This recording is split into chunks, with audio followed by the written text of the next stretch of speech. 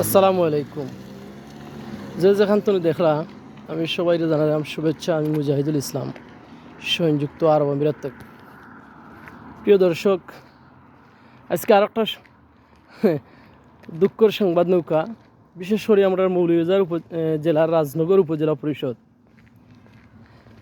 বেশ কিছুদিন ধরে আপনারা নিশ্চয় দেখরা জানরা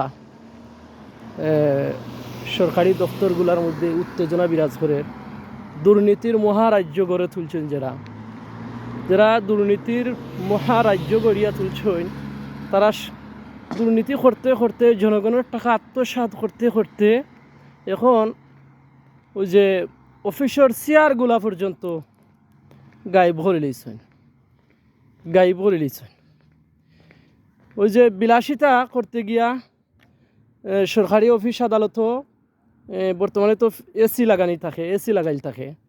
সর্বশেষ হলো এসি গুনতে উনিছেন গিয়া চুর হলে। আমি যতটুকু অভিযোগ পাইছি, আমার বিভিন্ন জনে আমার পার্সোনালি অভিযোগ দিরা উপজেলা একজন প্রশাসক কর্মকর্তা বা প্রশাসনিক একজন কর্মকর্তা আছেন বাদশাহ মিয়া নামে। এই নামে জেলা বাদশাহ, দুর্নীতিরও বাদশাহ। তাই দুর্নীতি খাতেও চুরি চামারির মধ্যেও তাই বড় সেরা বাদশাহ।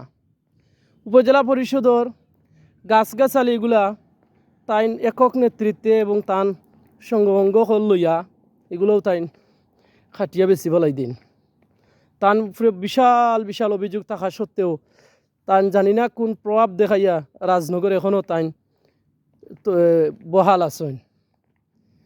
এই দুর্নীতি তাকে কীভাবে যে পরিত্রাণ পাইব সাধারণ মানুষ হল, একমাত্র আল্লাহ ছাড়া কেউ হইতে পারে না, আমি যতটুকু ধারণা করলাম। এই দহকা উপজেলা পরিষদর কিছুদিন আগে 1,50,00,000 টাকা গায়েব হয়েছে।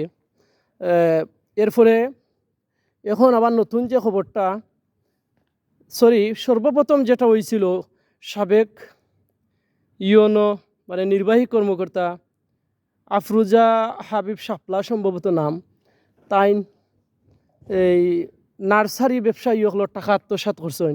পরবর্তীতে যখন সংবাদ প্রকাশ হয়েছে, টাকাটা ওয়াফেস করছেন।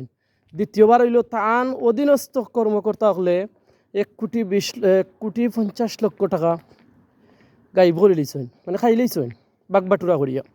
আর এখন আরবার হইল 3 নম্বর হইল উপজেলা পরিষদের এসি চেয়ার এগুলা নিছেন কি। এখন ইতারে কিতা করা যায়? রাজনগরবাসী এগুলা তো কীভাবে মুক্ত হইতে পারে? সব একটু আওয়াজ তুলৌকা। ধন্যবাদ।